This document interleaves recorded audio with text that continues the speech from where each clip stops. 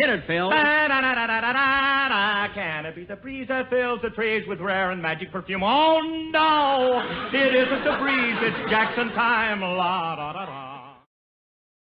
It's Will Jello again. This is Buck Benny speaking. We have Kathy Fuller-Seeley here. We have John Henderson. We have Zach Eastman. Hey, everybody. So we are here to chat about the Goldie, Fields, and Glide episode of the Jack Benny Show. Just a classic episode with when you have George Burns, and of course you also have Bing Crosby in the same episode. What a wonderful thing. And then we also have a surprise guest at the end that I'm sure we'll mention as we go. And just remember, I mean, if you want to see the episode first and come back and watch our intro, that's fine. There's certain things in this one that will probably be sort of giving away, I would think. So we'll see. Anyway, let's go ahead and get started with this. I just want to I know Kathy has read up some on the real Goldie, Fields, and Glide. They actually did this in vaudeville, and there's real differences in things between the two. I almost feel like this is a little bit of Jack kind of retconning something he did earlier in his career to make it a little more palatable to current audiences. I'm not sure what he was trying. Or was it George Burns? It was George's routine, not Jack's. Oh, it was George. Well, there you go. See, that's why I have you people here. So let's go over to Kathy and get her take on this. Well, I've always enjoyed the Goldie, Fields, and Glide routine, but kind of, it's old fashioned and they dance and sing. I really appreciated George actually does more dancing, and Bing singing Mother. So I enjoyed the 3-part harmonies, but I've always thought it's a mild kind of thing. But doing some research into Variety, I learned that there's a bit more of a background to it. I'm going to read from Variety, a comment right after the show was aired. Jack Benny's Goldie, Fields, and Glide Vintage Vaudeville Act on his Sunday CBS show with guest stars Bing Crosby and George Burns came out as a song and dancer. Actually, this was more of a hick and blackface comedy stint in its origins. Variety files show that Goldie, Fields, and Glide, Glyde, was reviewed at the Bronx Opera House in the issue of September 19th, 1913, so 41 years before. Composing the trio, when caught nearly 41 years ago, were George Burns, who was Nat Birnbaum at the time, Nat Renard, and another East Side New York kid called Abe Glideman, hence Glide. Burns did blackface with a Yiddish dialect. Renard, now a unit manager and agent, did Yiddish characters. Glideman played a tough guy.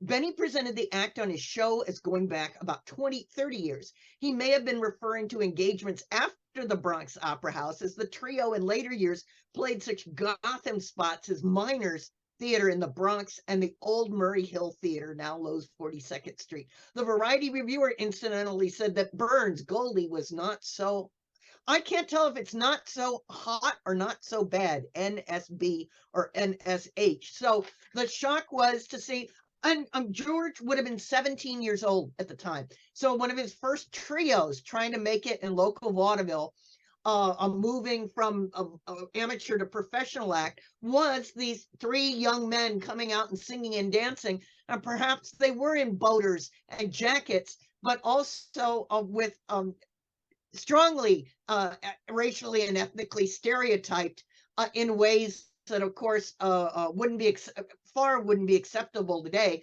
But how interesting that George remembered it with fondness and rejiggered it, if you will, to involve his celebrity friends as a look back of 41 years before. But the question is, I don't even understand how this episode gets made, in that if it's George's act, is it Jack's writers giving a tip to George, or is it George who wrote part of this, or I don't know.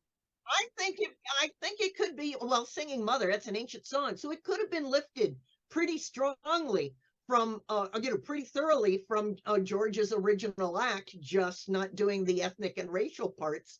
But as I said, I read somewhere that George had recently involved his friends in doing this for some kind of charity event.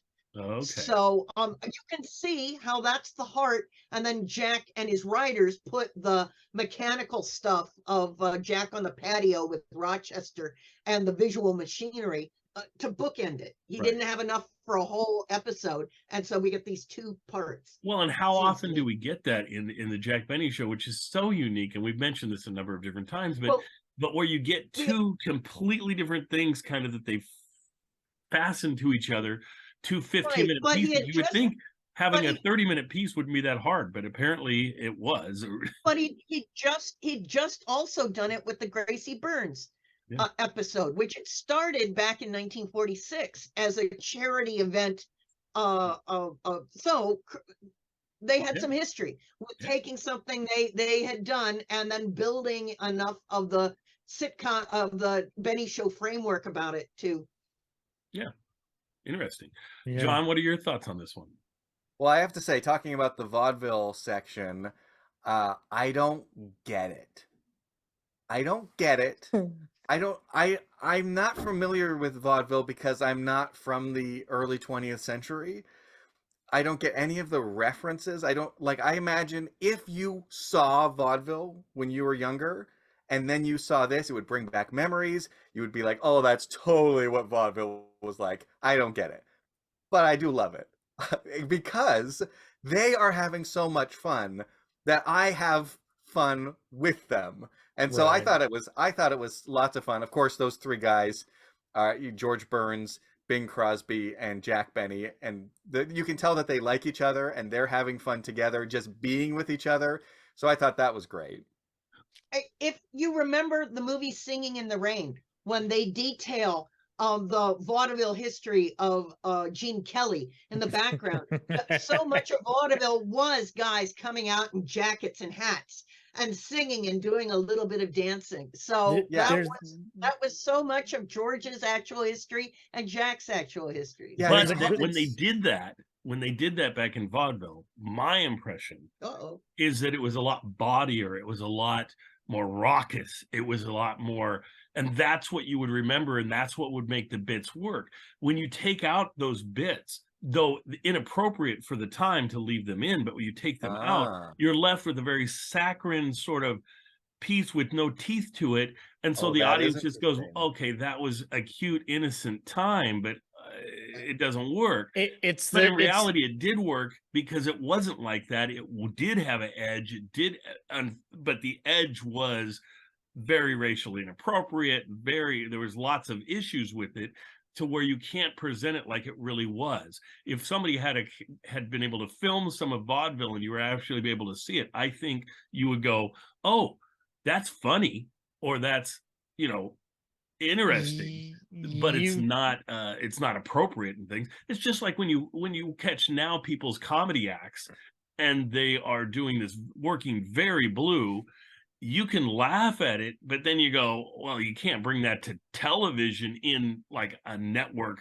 presentation or something. So you have to have these separate, I don't know, mindsets for what you're watching. But anyway, Zach, you had more. Go ahead. Well, you can see vaudeville acts that were filmed. The Vitaphone Studios, when Warner Brothers bought them out, a lot of their sound tests did something quite unique in show business history, where you can not only see vaudeville acts that were headlining in the East Coast at the time, but you can actively watch them dig their own graves, which I find internally fascinating, watching somebody just literally shovel.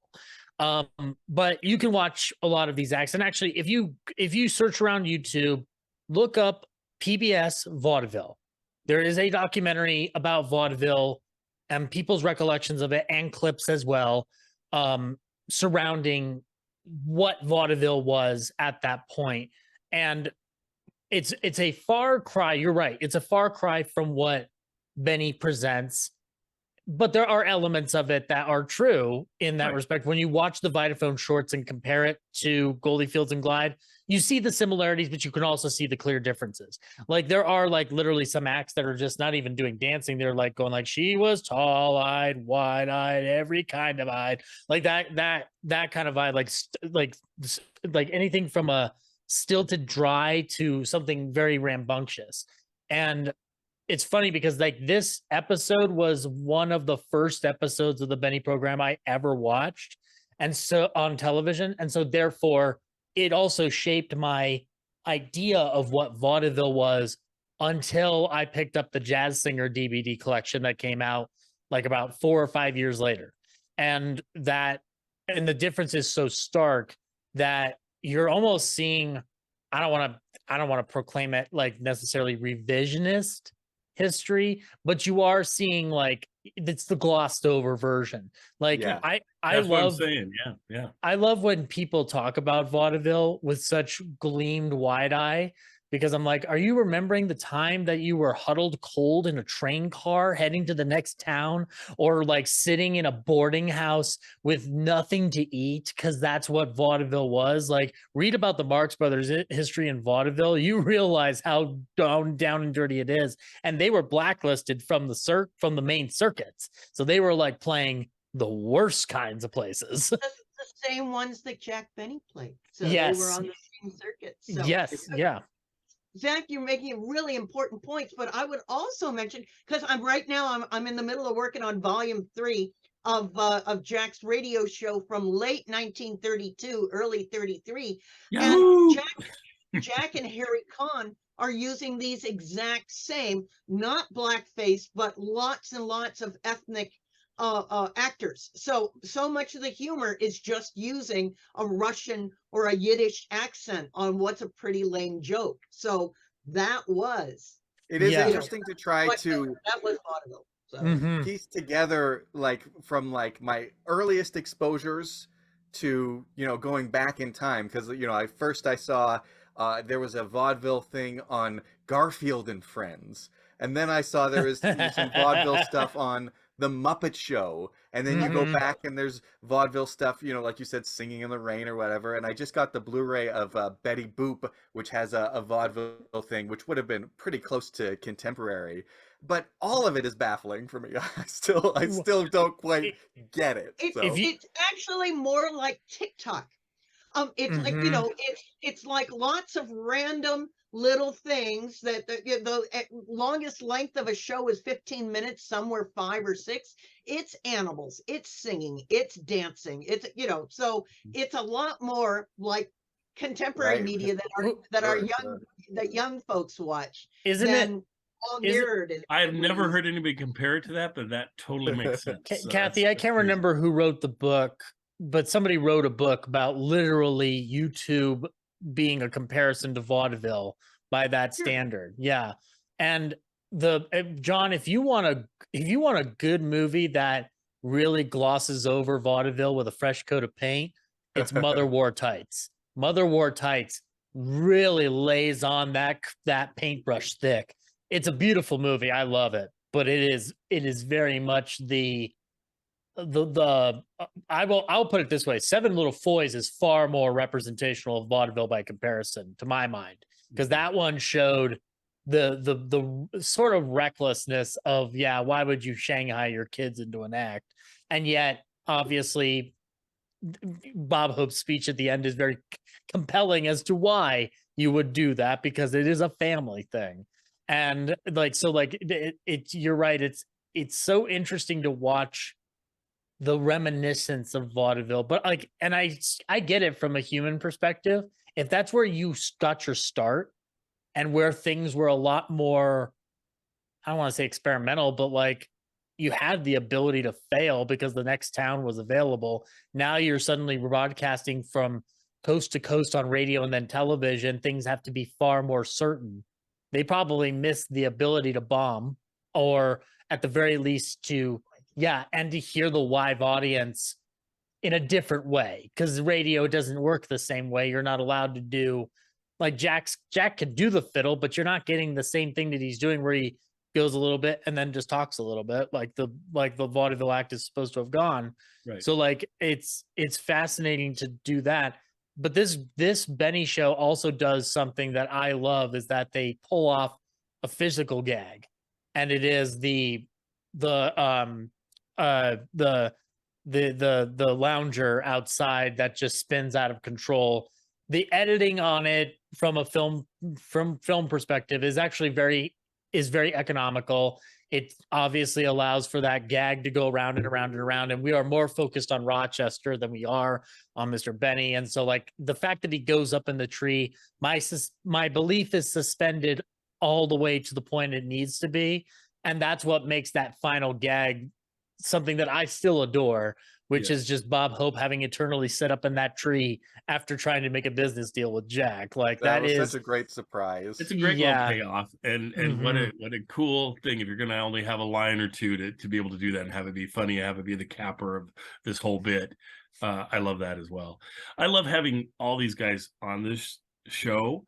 I wonder sometimes whether, because I know that Jack did this during the radio show, and I wonder if during the TV show he's doing the same thing where they're all appearing kind of for free on each other's shows. Yes. Because this is from 53 to about 55. You'll see Jack over on Burns and Allen's show a bit. You'll see certainly when Bing does his special that we already recorded our intro for that. Jack's on his special from 1954. Right. So I mean they're appearing on each other's shows left and right. And go ahead, Kathy. Right, you're absolutely right, and yet Variety had mentioned that Jack just the week before had been on that Bing Crosby show that you've had us talk about, and it's all because of income tax. Income tax for these performers was at the 95% rate, and so you might as well just do the sharing, because if you actually get paid for it, the government was going to take it all anyway. So this is I love that we're having to do. I love that line that George Burns gives where he's like, I got a funny answer for that, but I'm going to save it for my own show. I love that piece too. That's great. And I love watching Bing Crosby sing. That's such a delight. You know, sometimes when you get into Bing Crosby, you know, he's guests on all these shows and you forget what a delightful singer he is. You can see why he's a big star like that. Oh my gosh. And for me, it's probably a little different than for the rest of you guys. I don't know. I am such a huge Bing fan, and I present his shows almost as much as I present Jack's. I mean, I do his shows twice a week, and like I present, I think 3 of his shows within those 2 sessions that I do. And I love what he did and what he brought to radio. I love that he's so resistant to get over to television and is so adamant about it, but then it ends up going over because he has to, you know, sort of thing. But, I appreciate that man as a film presence too. He had quite a unique energy in film that not everybody could top, which was this laid back, like average Joe that was somehow the sparkle in everybody's eye the moment you laid eyes on him. But watch him do act is the thing. That's what's so amazing is he seems like a lot like Jack, where it's like, oh, if I was just he would just sit there casually and talk to me, and it would be a fun person to shoot the breeze with, and he'd be so casual and be so inviting to be with him and all that. But then you hear people say how he's the meanest guy that they've ever worked with. And he was horrendous to his kids and horrendous to his family, all these things. And I just have to put my blinders on with him and just go, I don't know what's fact and fiction from that. All I know is what I observe and what I hear.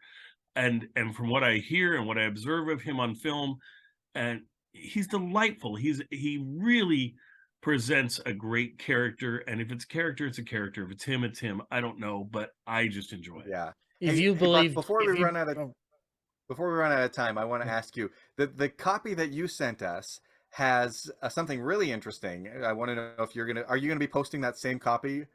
I may be. I mean, I'm trying. I have this show. And this is a great point.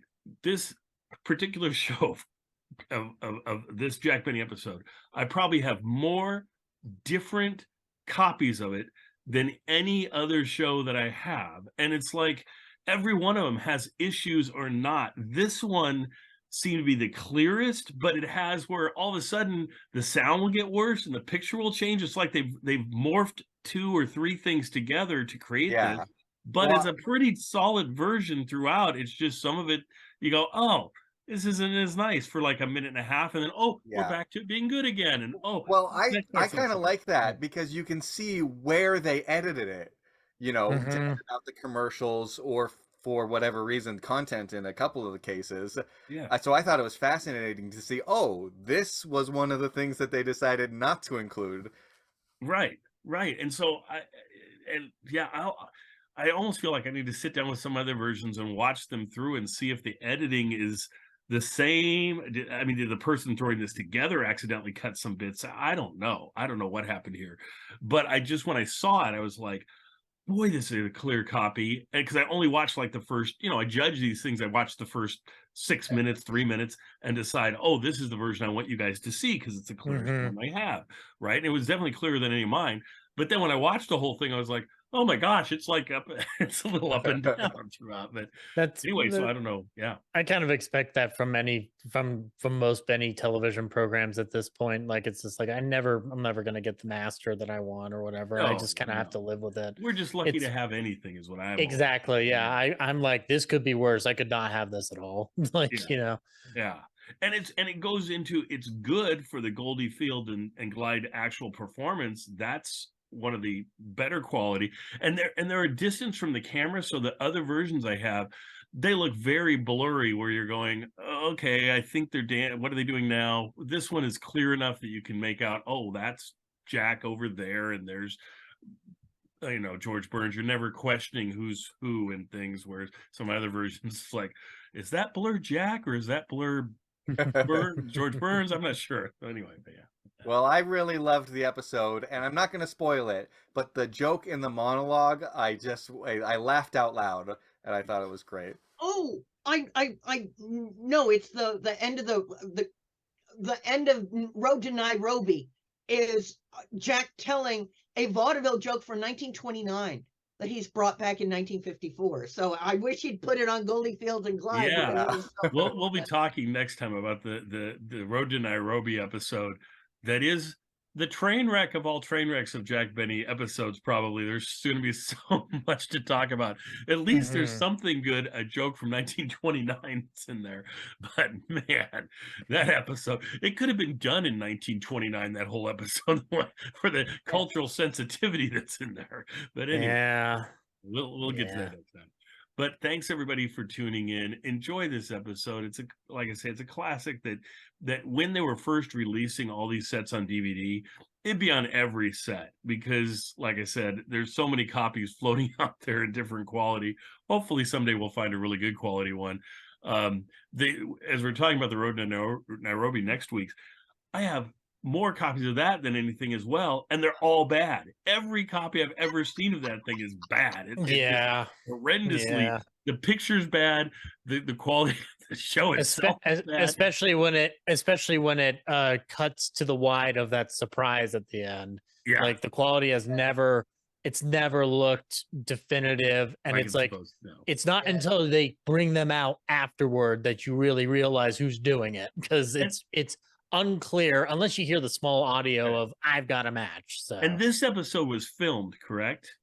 It looked like it. Yeah, and Nairobi is live. It has to be to look that bad, I think. So the quality the image quality on Goldie Fields and Glide is it could only be filmed. You can't do that, and that sketch or the stunt is so like that has to be prepped. Right. That can't be done live. Oh, yeah, they sped up the film. You can't do that live. No, you can't do that live, and you can't do the Jack in the hammock and then Jack on the. It literally you'd have to. Yeah, well, that's why Nairobi with the lion slash. I mean the leopard slash tiger thing is so funny because it's obviously live and it keeps on wanting to turn on them, and Jack's hitting it with his violin case to try and get it to not turn. It's great. Those live episodes are so much fun in so many different ways. Anyway, all right, but we'll get to that next time. But thanks everybody. Enjoy this episode and we'll see you next time. Thanks, guys.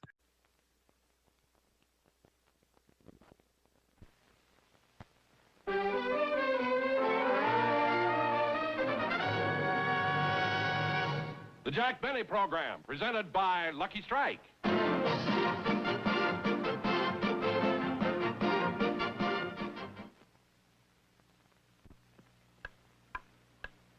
Light up for Lucky. It's light up time. Be happy, go lucky. It's light up time. For the taste that you like, light up a Lucky Strike. Relax. It's light up time. Friends, a Lucky tastes better every time. Cleaner, fresher, smoother. Try 'em. You'll say Lucky's are the best tasting cigarettes you ever smoked.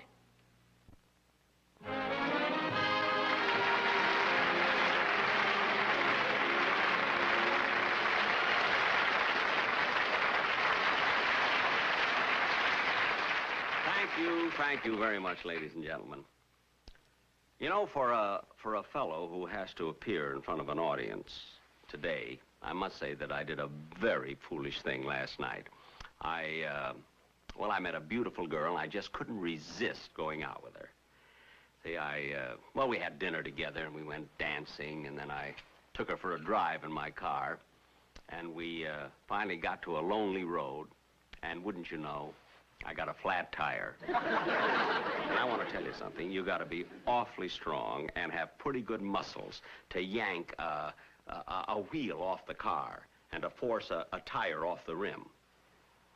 It was such a dark night. If I hadn't had my flashlight, she never could have done it. Of course, I only met her last night, and I never dreamed that she was a mechanic. I thought that the monkey wrench that was hanging from her wrist was on a charm bracelet.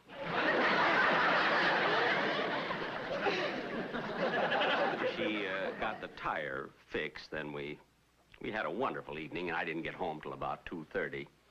And of course, I didn't want to wake up Rochester, so I took off my shoes and I tiptoed up the steps. Then I didn't even turn on the lights, and I went right to bed. And boy, what a miserable night I had. When I woke up this morning, I found out that Rochester had rearranged the furniture, and I was sleeping on the table. And there's nothing more uncomfortable than using the bust of Beethoven for a pillow.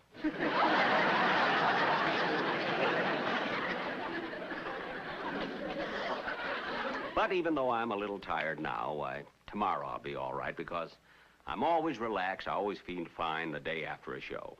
As a matter of fact, every day after a show, that's when Rochester and I sort of relax and lounge around on the patio at home.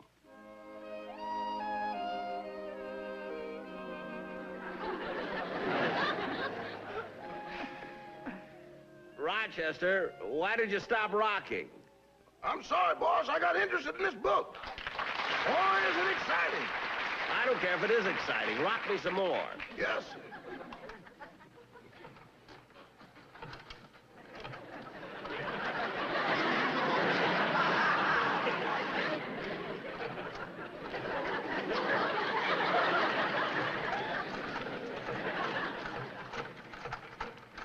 Rochester, there's a fly on me. Fan it away. Yes.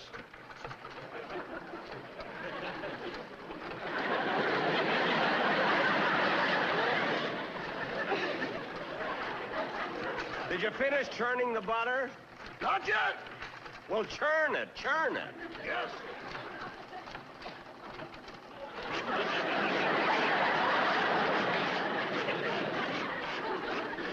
How about the ice cream? Did you finish that?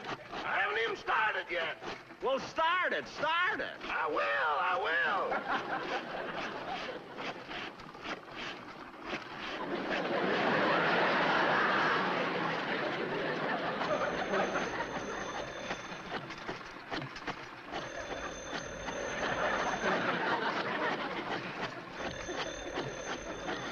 Why don't you answer the phone? It might be a quiz program, and I hate to leave all this and go to Honolulu. Money and answer the phone. Yes. Hello? Yes? Fine. Goodbye. Who was it? A man down the street, he wants a pound of butter and 2 quarts of ice cream. You see, Rochester, I just thought of it this morning. And already we got an order for a pound of butter and 2 quarts of ice cream. And you thought my little scheme wouldn't work. I didn't say it wouldn't work. I said it wasn't fair to put our phone number on the back of that Carnation milk truck. Well, business is business. Now rock me some more. Yes.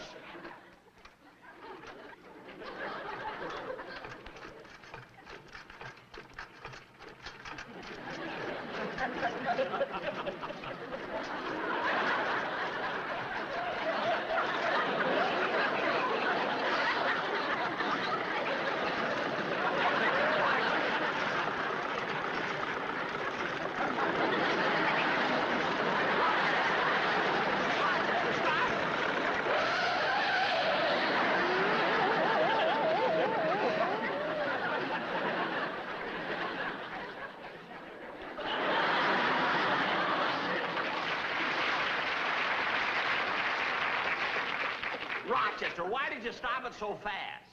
Just a minute, boss. I'll get a ladder and help you down.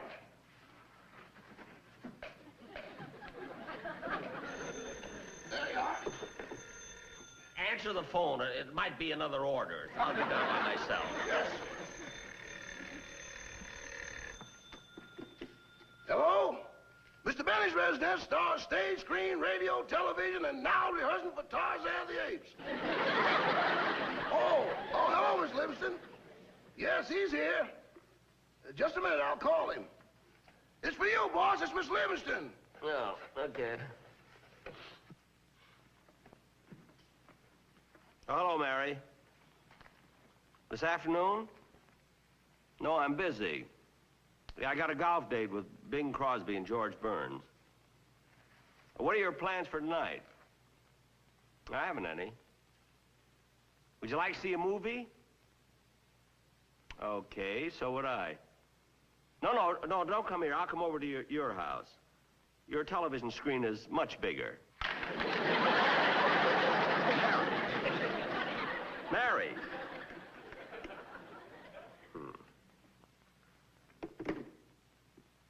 I don't know what she's mad about. Hi, Jack. Hello, Rochester. Hello, Don. Oh, gee, what a lovely day. Yeah, isn't it? Would you like some ice cream? No, thanks, Jack. How about a pound of butter? Rochester, stop pushing the butter. We haven't got enough to fill the phone orders. Jack, you mind if I stretch out here in your hammock? No, go right ahead, Don. Now, Rochester, incidentally, here's what I'd like to have you do.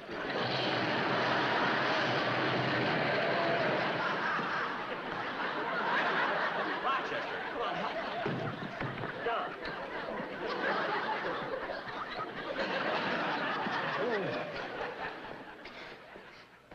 Jack, I'm terribly sorry if I broke your hammock. Who cares about the hammock? Look what you did to the flagstone. Gosh, what a mess. That's all right, Mr. Wilson. I'll get a broom and clean it right up. Now, look, Don, I know you didn't come here to relax, so tell me, what's on your mind? Well, Jack, I just wanted to find out if you'd signed Bing Crosby and George Burns to be guest stars on your television show. Oh, not yet, Don, but you see, I'm playing golf today with Bing and George, and I'll talk to them about it then. You know, many years ago, Bing and George and I used to do a vaudeville act together. Oh, years ago, we were known as Goldie, Fields, and Glide. That was our names then in vaudeville, you see. And I'd like to do that same act now in television. The three of you used to do an act together? That's right.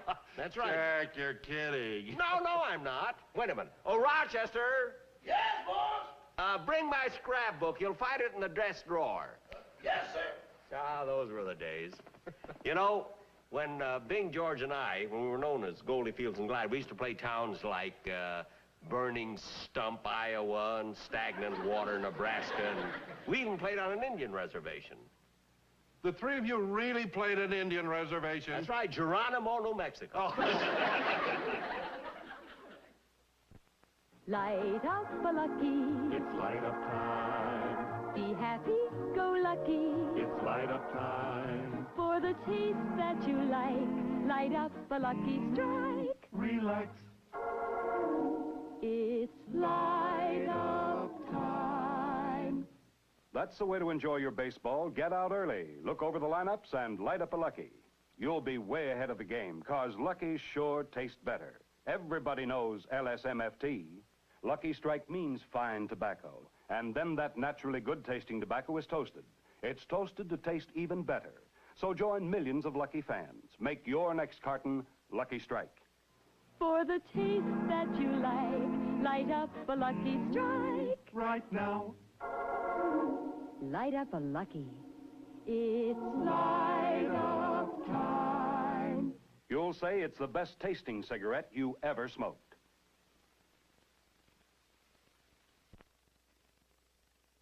Here's your scrapbook, boss. Oh, thanks, Rochester. You know, Don, this is the first scrapbook I've ever had, you know? And I wanted you to see this thing here. Oh, here. Now, here, this was our whole show, the show that we were with. Now, there was the animal trainer, there's the juggler, there's Bing Crosby, there's George Burns. Easy to pick you out, Jack. There's an arrow pointing to you. It ain't pointing to him, it's in him. That's when they played the Indian reservation. Now, Don, look, now, here's what I really wanted you to see. Now, wait a minute. I got it right over here. There it is. There's our act. Goldie, Fields, and Glide, you see? Now, Bing Crosby was Goldie, George Burns was Fields, and I was Glide. That was our act, Goldie, Fields, and Glide. You know, and I'll never forget when we played in Scranton, Pennsylvania. Gee, what a tough time we had following the Victoria girl.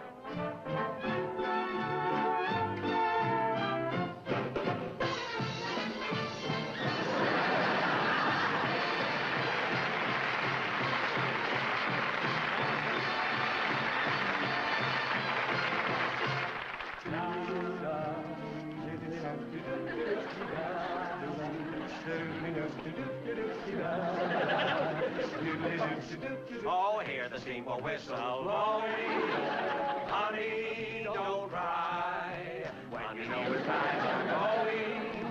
For me, dear, don't sigh. When the silver moon and shine, way up in the big blue sky, then you know my heart am pining. For you, dear, don't cry.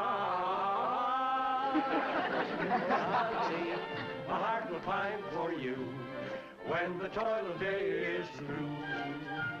Every little star gleaming from afar will be shining just for you, my little honey. My heart will pine for you when the toil of day is through. We'll be roaming in the gloaming, we'll be roaming, oh my honey, I will pine for you. Bum, bum, bum, bum.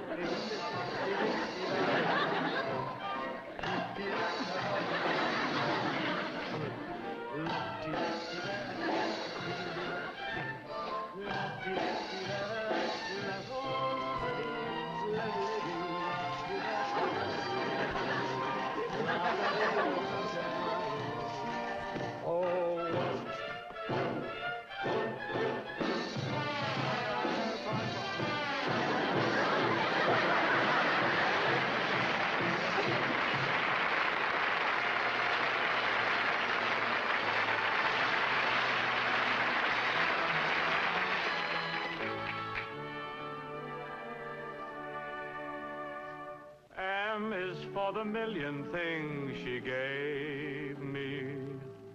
O means only that she's growing old. T is for the tears she shed to save me. H is for her heart of purest gold. Our purest gold. E is for her eyes with love light shining. R means right and right. She'll always be. She'll always be. Put them all together, they spell mother.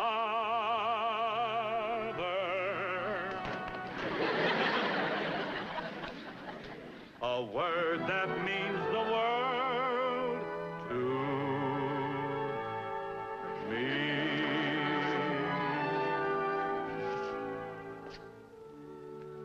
Just what is wrong with the girl of today is a problem this world has to face. They blame it on this and they blame it on that, but they don't seem to get any place. Ah, it isn't the lipstick, the cocktails, the jazz that causes the girlie to fall. It's the mother who says if you're not home at 10, why, you don't have to come home at all. There's many a girl in a nightclub tonight who would have and could have been good, And each one of them is a living mistake of a parent who misunderstood. So make a pal of your daughter. Tell her what's what. And don't hide that book on the shelf. For it's the girls who are wise to the ways of the world that make it tough on guys like myself. Together they spell mother, a word that means the world to me. Them all together they spell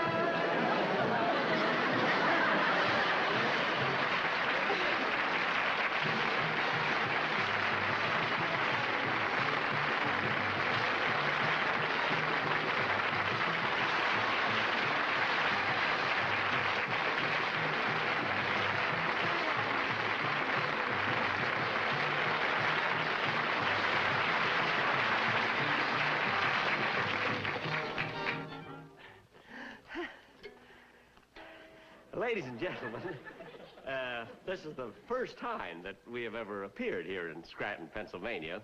You know, the three of us were born in New York, but you were such a wonderful audience that if we ever have a chance to be born again, we'd like to be born right here in Scranton.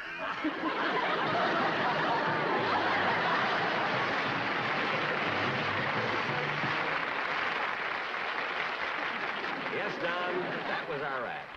Goldie, Fields, and Glide. That'll be wonderful on your television show. But, Jack, I know you and George Burns are very good friends, and you'll work reasonably, but can you get Crosby? Don't worry, Don. I may have to soft soap him a little, but I'll talk him into it. That must be Mr. Crosby and Mr. Burns now. Well, I gotta run along, Jack. I'll let the boys in on my way out. Okay, Don. Hey, Rochester, you know, I'm trying to get Bing Crosby to appear on my television show, and naturally, I want to make a good impression. So run in the house and make a lot of sandwiches. But, boss, we haven't got any food to make sandwiches. No food? What was in the refrigerator? A disappointed mouse. A mouse? I tried to coax him out with a piece of cheese, but he didn't even see it. What? With nothing to look at but those white porcelain walls, he went snowblind. Rochester, stop making up a lot of silly things, will you? Hi, Jay. Hey! As soon as I get dressed, we'll all go out to court. Hey, what's this? Oh, that's a scrapbook. I was showing it to Don Wilson. No, I showed him the picture of the three of us when we used to be in vaudeville together. Oh, that was a rouser, wasn't it? Yeah. 20 years ago. Yeah. You know, Bing, I was thinking, you never hit the big time until you met Paul Whiteman and he took you to the Coconut Grove. Yeah, and George never hit the big time, really, till he met Gracie and took her to the Justice of the Peace. I got a funny answer for that, but I'm going to save it for my own show. It's quite a spot you got here, though, Jack. Is that the swimming pool, or is that where you wash your money? He doesn't wash his money. He saves it dirt and all. I'm your friend. Look, fellas, while you're here telling jokes, I'm going inside and change clothes so we can go out and play golf. Oh, Rochester, see that Abbott and Costello are comfortable. Yes, I'll fix him some refreshments. Bing, I got a hunch the reason for this golf date is that Jack would like to use us as guest stars on his television show. Oh, no, that's not for me. They tell me Jack pays practically nothing for guest stars. Oh, he pays big money. He does? Sure, he's the only one that's got those old dollar bills left. I wonder what Jack would want us to do on his show. I don't know about you, but I know he'd want me to sing. Oh, well, in that case, I better squeeze in a song right now. Want me to help you with a verse and two choruses? No, I'll fight it out. Well, help Jack with his shoes. I got a button hook. If I am fancy-free and I love to wander, it's just a gypsy in my soul. There's something calling me from away out yonder. It's just the gypsy in my soul. I've got to give vent to my emotions. I'm only content having my way. There is no other life of which I'm fonder. It's just the gypsy in my soul. No cares, no strings, my heart's on wings. If I am fancy-free and I love to wander, it's just the gypsy in my soul. No other life of which I'm fonder. It's just the gypsy in my soul. No cares, no strings, my heart has wings. It's just the gypsy in my soul.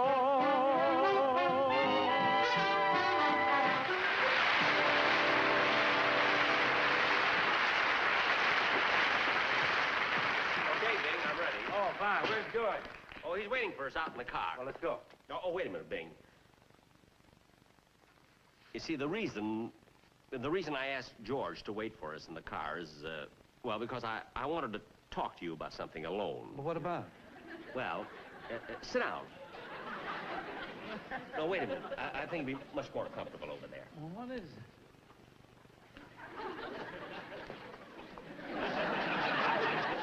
That's it. Make yourself comfortable. Oh, wait a minute. Wait. There we are. There. Now, Bing, here's what I wanted to talk to you about.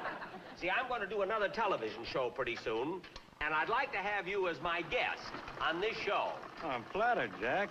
I'd love to be on it. It'll be absolutely wonderful. You know, Bing, I can just see it now. I'll come out on the stage first and tell some jokes, see? And then you come out and sing a song. Then I'll go back, and then I'll come out, and we'll do some jokes together, you see? Then you can sing another song, then I'll come out with the violin. See, and we'll do a couple of numbers together. Terrific. It'll be sensational. How much money will you want? $10,000.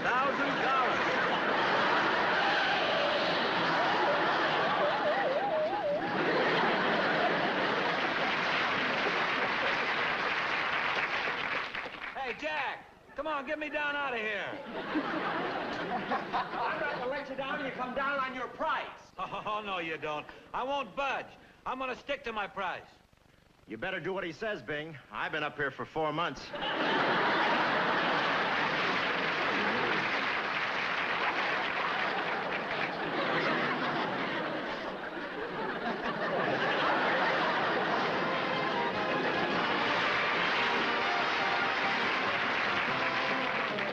We'll be back in just a moment. But first, a word to cigarette smokers. How do you like your music, Giselle? Well, right now, Happy Joe, I'm in a bouncy mood. Let's go. Light up, my lucky, it's light up time. Be happy, go lucky, it's light up time. Wow-wee! Sometimes I like my music dreamy, like this. For the taste that you like, light up a lucky strike. Relax. It's light of time. Yes, sir. Fine tobacco that's toasted to taste even better. That's what makes a Lucky taste so good. You'll say it's the best tasting cigarette you ever smoked. For the taste that you like, light up a Lucky Strike right now. Light up a Lucky. It's light of time.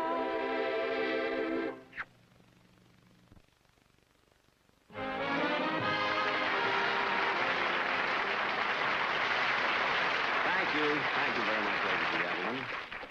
Well, that ends another television show. And I must say it's been a lot of fun working with so many great artists, I mean, in one show. You take Bing Crosby. Now, there's a fellow who really amazes me. I mean, he's so relaxed and nothing seems to bother him. How a man can have that much money and be so calm, I'll never understand. I know I'm a wreck. George Burns, of course, George is the closest friend that I have in show business. We've been friends for, many, many years. As far back as I can remember. And George is a wonderful fellow. I mean, he's so modest. He's never let the fact that he's a close friend of such a big star go to his head. That's what I like about it. And of course, Hope, Bob Hope, that little scene we did up on the tree. You see, he wasn't supposed to be on this show at all. We borrowed the tree from Paramount Studio, and Hope happened to be in it. So we let him stay. You see, between pictures, Hope is a woodpecker. Well, ladies and gentlemen, this was the final show of the season. And we'll be back again in the fall, September 23rd to be exact. So good night, everybody, and a very happy vacation.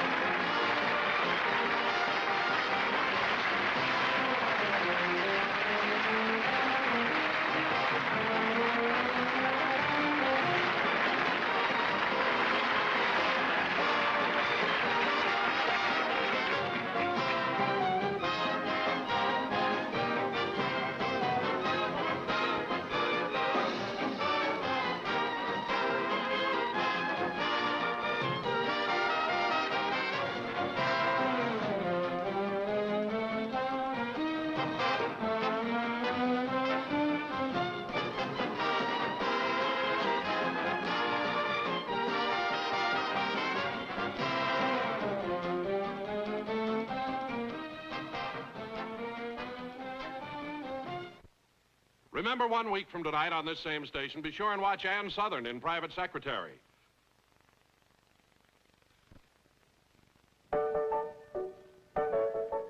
The taste is great in the filter tip Terryton. All the pleasure comes through in the filter tip Terryton. Smokes milder, smokes smoother, draws easier. Yes, the taste is great in the filter tip Terryton. The Jack Benny program has been brought to you by the American Tobacco Company, America's leading manufacturer of cigarettes.